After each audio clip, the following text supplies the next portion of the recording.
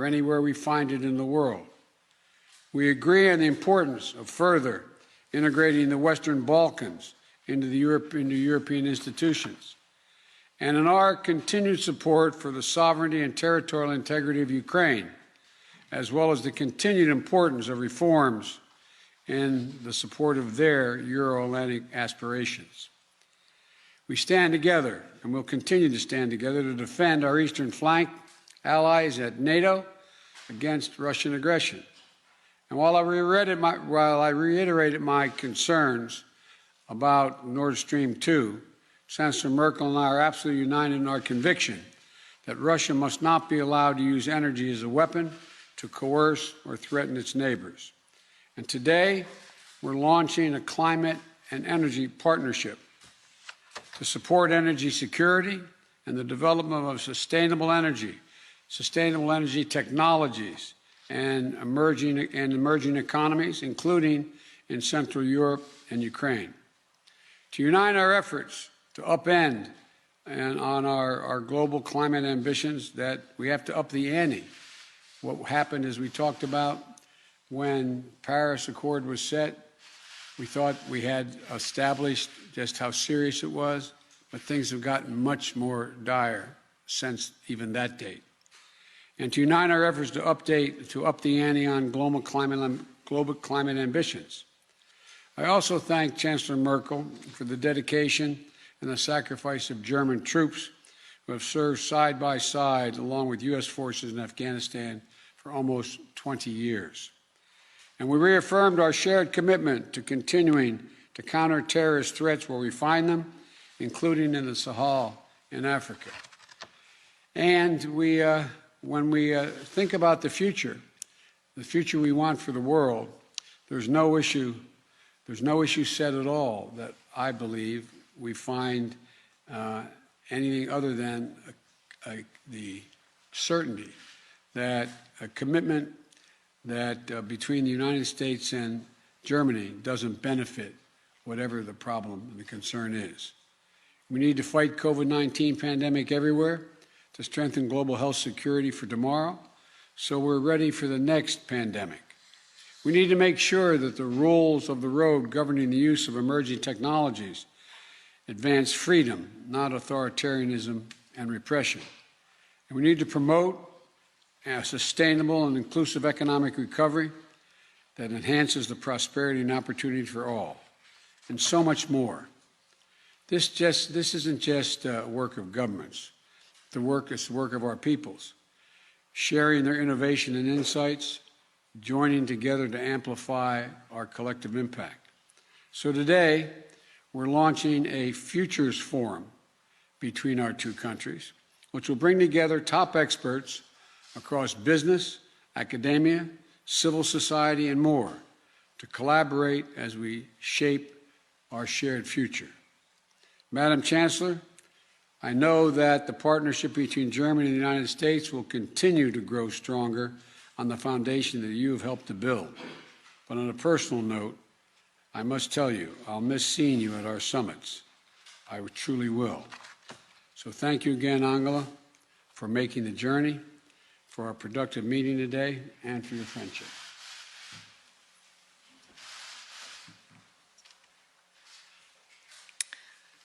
Sehr geehrter Herr Präsident, lieber Joe, zuerst einmal herzlichen Dank für die Anteilnahme an den Flutopfern und Betroffenen in Deutschland. Das wissen wir sehr zu schätzen. Und ich bitte auch um Verständnis, dass ich dazu noch einige Worte sagen möchte, denn in den überschwemmten Orten in Nordrhein-Westfalen und Rheinland-Pfalz ist jetzt der Tag schon fast zu Ende. Ein Tag von Angst um Leben und Besitz, ein Tag der Sorge und Verzweiflung. Hunderttausende mussten erleben, dass ihre alltägliche Umgebung urplötzlich zum Katastrophengebiet wurde, Wohnhäuser zu Todesfallen, Flüsschen sonst ruhig zu reißenden Gewässern. Und ich fürchte, das ganze Ausmaß der Tragödie werden wir erst in den nächsten Tagen sehen. Und mein tief empfundenes Beileid gilt allen, die in dieser Katastrophe Angehörige und Freunde verloren haben oder die jetzt noch um Vermisste bangen.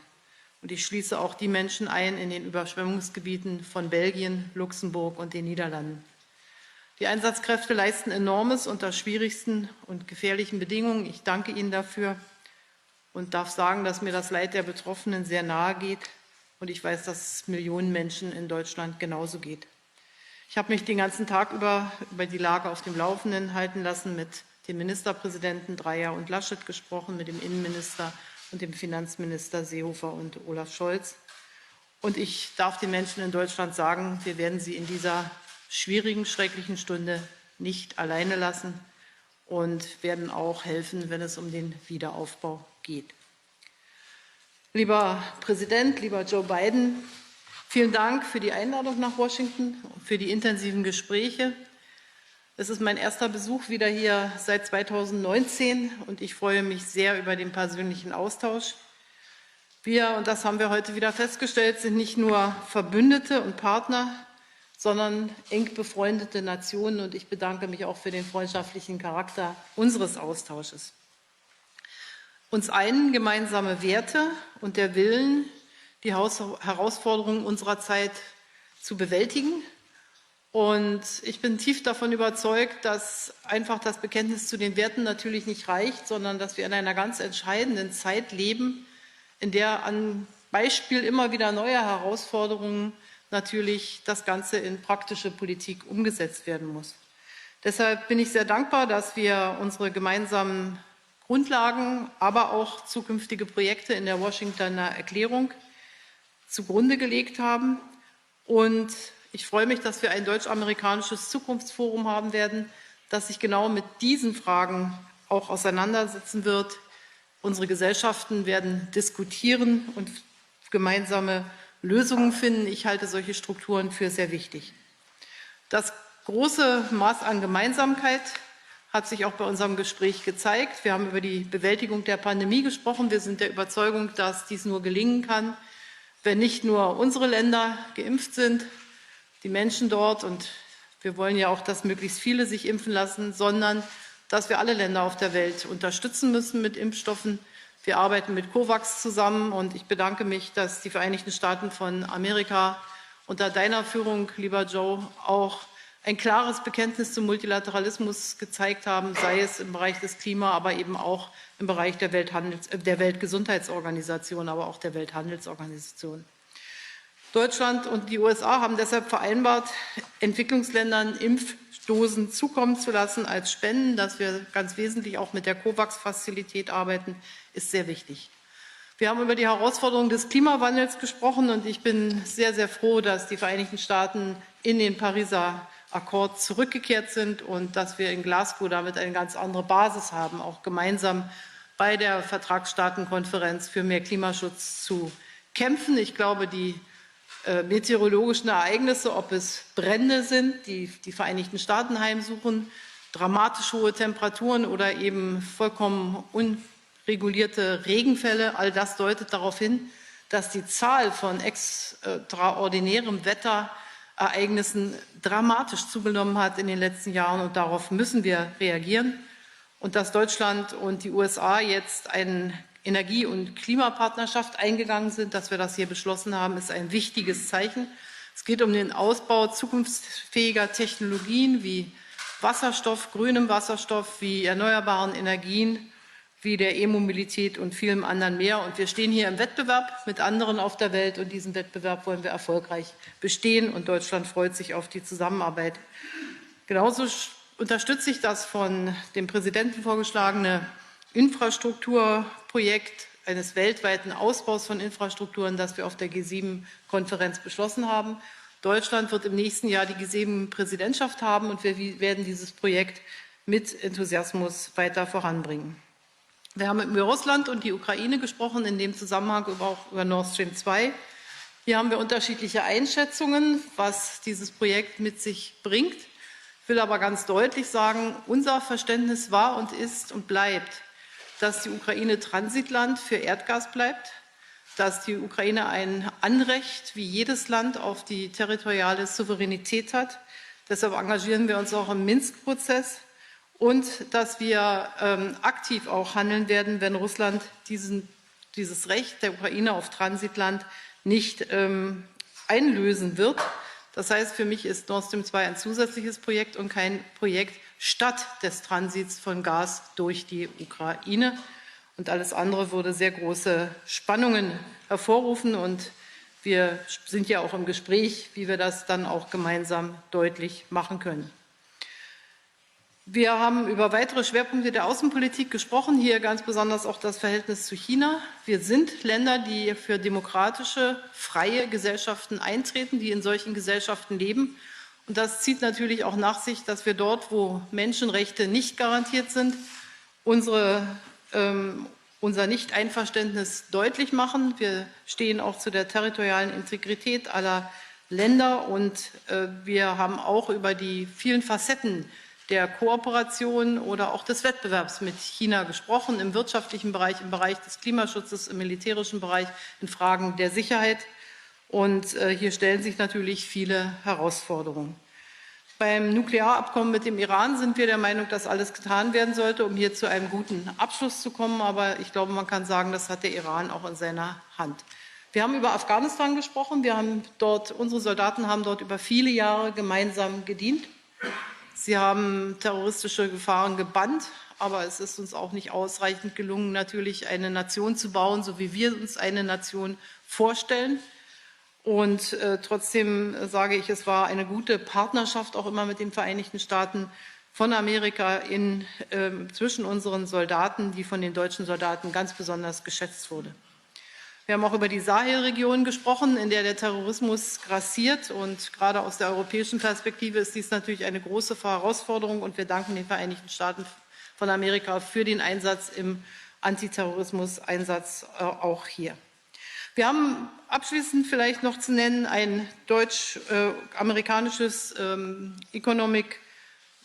deutsch-amerikanischen ökonomischen Dialog vereinbart, in dem sich unsere Wirtschaftsleute auch austauschen können, denn wir haben einen erheblichen Handel miteinander, der soll ausgebaut werden und die Wirtschaftsbeziehungen sind für uns natürlich von allergrößter Wichtigkeit. Es war ein freundschaftlicher Austausch, wir sind enge Partner. Ich möchte, dass das auch nach meiner Zeit als Bundeskanzlerin so bleibt und ich glaube, mit diesem Besuch haben wir einige Voraussetzungen geschaffen, damit auch Formate da sind, wo man sich weiter austauschen kann, denn die Welt wird sicherlich auch in Zukunft voller Herausforderungen sein. Danke, dass wir die gemeinsam bewältigen können. Well, thank you very much. We're each going to take 2 questions, and I'm going to begin by recognizing Steve Portnoy and congratulate you on your new role as president of the White House Correspondents Association. Thank you, My sir. sympathies. No, but thank you. I appreciate that, sir. On behalf of the press corps, thank you. And we're looking forward to the day we can have even more reporters all the way to the back of the room. So thank you very much. I have a couple of questions for you, also a question for the Chancellor. But Mr. President, with respect to Latin America and the developments there in the last week plus, Yes. what are the circumstances under which you would send American troops to Haiti? That's the first question. The second question is, when it comes to Cuba, what is your current thinking on American sanctions toward Cuba and the embargo? And today your press secretary said that communism is a failed ideology. I assume that's your view. I was wondering if you could also give us your view on socialism. And then for the Chancellor, the question is, Madam, the President said that you know the Oval Office as well as he does. I'm wondering if you could reflect on your exchanges with American presidents over the last 16 years, and particularly contrast the current president with his most immediate predecessor. In 2 minutes or less. Obviously, I know why they elected you president. Well, let me start off by answering the question relative to Haiti and Cuba. And communism is a failed system, universally failed system. And I don't see socialism as a very useful substitute, but that's another story. With regard to whether the circumstance in which we would send military troops to Haiti, we're only sending American Marines to our embassy to make sure that they are secure and nothing is out of whack at all. But the idea of sending American forces into Haiti is not on the agenda at this moment. number one. Number two, with regard to Cuba, Cuba is unfortunately, a failed state in repressing their citizens. There are a number of things that we would consider doing to help the people of Cuba, but it would require a different circumstance or a guarantee that they would not be taken advantage of by the government. For example, the ability to send remittances back to Cuba.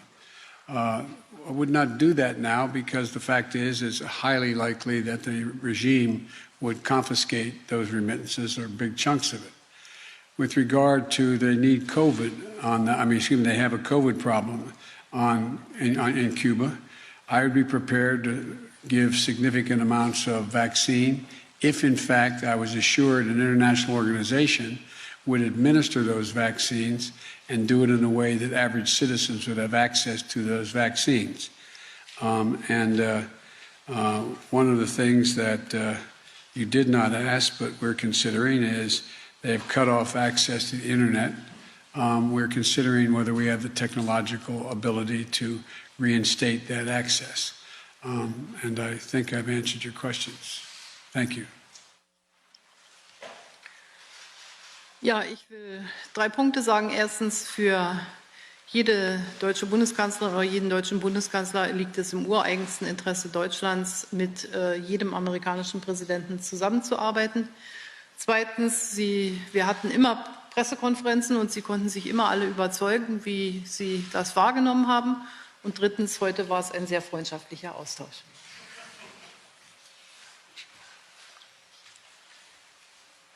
Ach so, ich muss Herrn Künast aufrufen.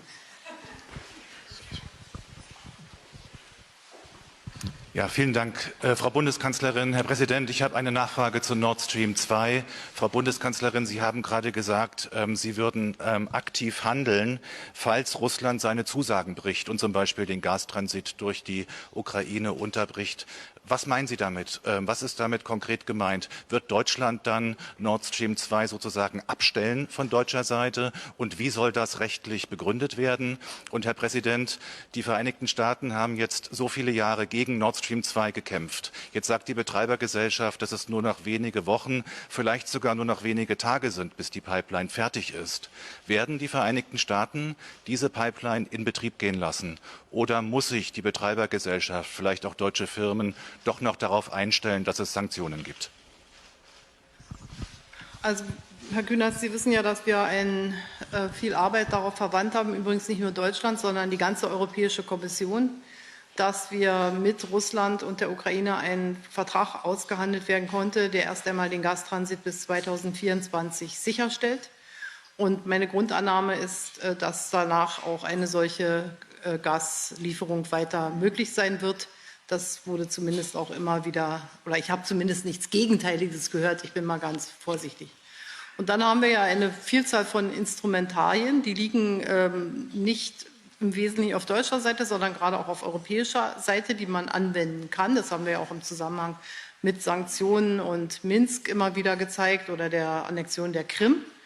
Und ich will jetzt hier nicht spekulieren. Ich will nur sagen, dass wir gerade auch unsere Fachbeamten ja darüber sprechen, welche Möglichkeiten der Reaktion wir haben. Wir sind da auch mit unseren europäischen Freunden im Gespräch, aber das wird sich dann zum entscheidenden Zeitpunkt herausstellen, von dem ich hoffe, dass er nicht kommt.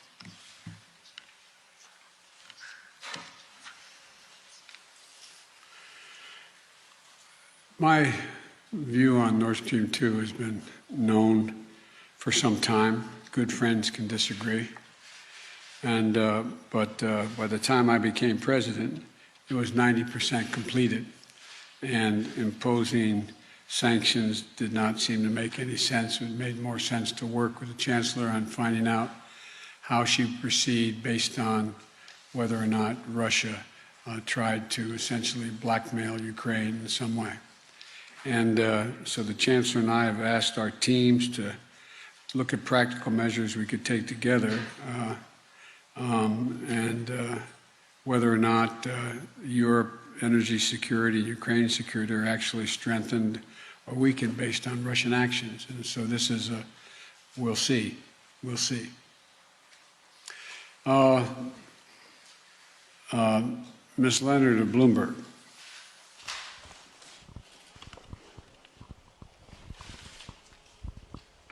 Can I hold it? Okay. Thank you, Mr. President.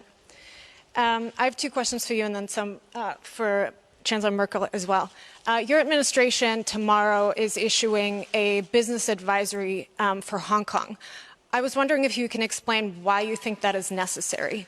And then secondly, on your Build Back Better agenda, have you spoken to Senators Manchin and Sinema about the $3.5 trillion framework? And are you confident that they'll be on board at that level? And if they demand that you lose some components, will you be able to keep progressives on board?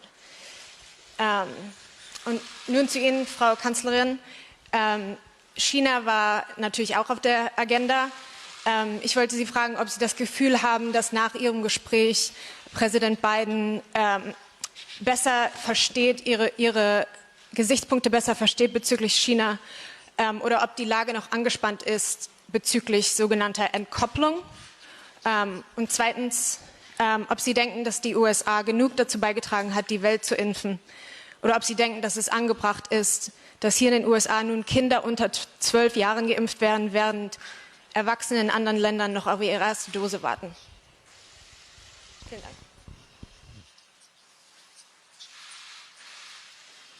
That's all? I thought I said we'd take two questions, but I guess that translator would take two questions or more from each person called on. Let me talk about the business advisory. The situation in Hong Kong is deteriorating, and the Chinese government is not keeping its commitment that it made how it would deal with Hong Kong. And so it is more of an advisory as to what may happen on Hong Kong. It's as simple as that and as complicated as that. With regard to, am I confident? I'm supremely confident that everything's going to work out perfectly in terms. Look, I understand why the press, among others, is skeptical that I can actually get this deal done on infrastructure and on human infrastructure. And I've watched and listened in the press, declared my initiative dead at least 10 times so far. I don't think it's dead. I think it's still alive. I still have confidence we're going to be able to get what I proposed and what I've agreed to in the bipartisan agreement on infrastructure. We've each committed, I trust the members of the Republican senators who have made the commitments relative to how we should proceed and what would be included in the package for infrastructure. And they're men and women of honor, and I expect they would keep their commitment. With regard to the further issue of what's going on and what will confuse the listening audience, but reconciliation, that is the mechanism by which you have to get every single Democrat to agree to proceed on matters like what I announced today. Today, I don't know whether you have any children. It's none of my business whether you do, but if you do, you're going to get, if you're making less than $150,000, you're going to get a significant stipend that is a tax cut.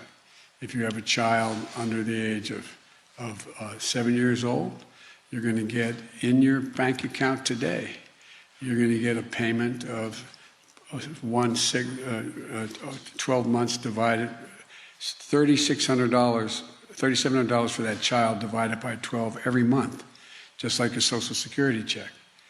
It's expected to reduce child poverty by over 40%. And it could be a significant, significant game changer. We have mechanisms to pay for both these mechanisms. And there may be some last-minute discussion as to what mechanism is used to pay for each of these items, both the infrastructure package and the human infrastructure package. But I believe we will get it done. Thank you. Wir haben über China gesprochen und es gibt dort ein großes gemeinsames Verständnis, dass erstens China in vielen Bereichen Wettbewerber ist, dass der Handel mit China darauf beruhen muss, dass wir ein Level Playing Field haben. Das heißt also, dass die Standards gleich sind. Das war im Übrigen ein großer Verhandlungspunkt auch in dem EU-China-Investitionsabkommen, dass zum Beispiel auch China Kernarbeitsnormen einhält im Zusammenhang mit der Internationalen Arbeitsorganisation. Wir sind uns gewiss, wir sind davon überzeugt, dass wir versuchen sollten, in möglichst vielen Bereichen die technologische Führerschaft für unsere Länder zu haben. Das ist legitim, dass China das für sich auch möchte, aber wir werden darum arbeiten. Wir haben am Beispiel der Chips darüber gesprochen. Ich glaube, dass dieser Chip Act, den Präsident Biden auf den Weg gebracht hat, eine ganz fundamentale, wichtige Weichenstellung ist. Und das ist dann die Frage, wie können wir Handel und Wandel, sagen wir mal Handel führen miteinander in einer Zeit der Digitalisierung, wo natürlich die Sicherheitsfragen nochmal eine ganz andere Bedeutung haben. Und darüber sollten wir uns austauschen, darüber sollten wir sprechen. Wir wollen darüber reden, wie auch die Normen im Internet sozusagen gemeinsam vereinbart werden können. Also ich glaube, gerade im Bereich des Verhältnisses zu China sollten wir uns viel koordinieren und wir koordinieren uns auch innerhalb der Europäischen Union. Und manchmal gibt es dann natürlich auch Interessen, wo amerikanische Unternehmen wieder mit europäischen Unternehmen im Wettbewerb stehen. Auch da müssen wir das so zur Kenntnis nehmen. Aber ich glaube, dass die Grundlagen des Umgangs mit China doch auf den gemeinsamen Werten einfach fußen, die unsere Länder auszeichnen. Zweitens zum Impfen. Wir sind uns einig, dass die Pandemie nur bekämpft werden kann, wenn jeder Mensch geimpft ist. Und auch wir haben in Europa zwar exportiert, europäische Produktion, aber natürlich auch alles daran gesetzt, unsere Bevölkerung zuerst zu impfen. Das führt zu kritischen Diskussionen mit Ländern, die heute noch keinen Impfstoff haben. Umso mehr tun wir alles, indem wir COVAX unterstützen, viel Geld auch dort hineinstecken, unsere Firmen ermutigen, die Kapazitäten zu erhöhen, die Produktionsmengen aufzubauen. Wir werden in Afrika zum Beispiel mit dafür sorgen, dass auch Menschen ausgebildet werden, dass dort vor Ort Produktion stattfinden kann. Also das werden wir tun, aber es ist de facto so, dass es da eine Ungleichheit gibt, an deren Überwindung wir aber mit aller Kraft arbeiten, und zwar sehr gemeinsam. So, jetzt muss ich noch Frau Schäuble, rufe ich gerne noch, ich bin das nur nicht gewöhnt, Frau Schäuble vom Tagesspiegel auf. Dankeschön. My questions will be very short and one for each of you. Mr. President, my first question touches an issue that worries a lot of people in the US and in Germany. Can you explain to us why there still is a travel ban for people coming from Germany or other states of the European Union, while people from Turkey, where the number of new cases are 7 times as high, can come? You have repeatedly said that you're following scientific data. What is the main argument for not lifting that travel ban for the Schengen region? And Chancellor Merkel, Sie haben mit den Unternehmen gesprochen, Sie haben die Beschwerden gehört, die Sorgen. Manche haben angedroht, dass sie Geschäft wegverlagern von den USA. Was war Ihr Hauptargument heute, um für eine Aufhebung des Travel Bans zu werben? Und haben Sie das Gefühl, Sie sind damit durchgekommen?